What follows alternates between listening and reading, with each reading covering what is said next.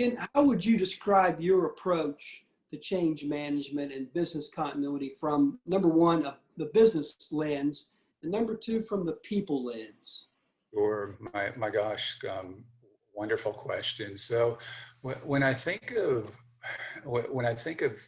change in communication, Bo, I think about there are multiple constituents. There's the company as a whole. There's the shareholders, the stakeholders, the employees, our peers in the workforce, and all of those constituents and groups and stakeholders have a role in change.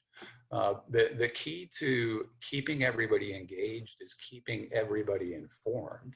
I often will encourage leaders to really look at the impact of the change, even if it seems like it's not going to be substantial. Change is emotional and it affects everybody. So having a good, clear path and direction and guidance for employees is certainly the most critical piece to reducing any anxiety tied to it. I would agree. Oftentimes we as leaders are sometimes implementing our own changes, maybe based on something external, globalization. We remember 20 years ago where we became a global, had the global competition, and we had to implement a lot of change to be leaner and faster.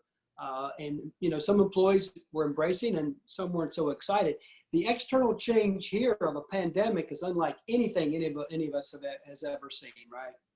Oh my gosh, you're not kidding. It's something that I think caught most companies by surprise, quite honestly, which is why it's so important to have that continuity plan. And what I've seen just in the past months as well is employees can get caught up in not knowing where things are headed, right? So years ago, I used this analogy of a mall map that I think is so purposeful and valuable in communication.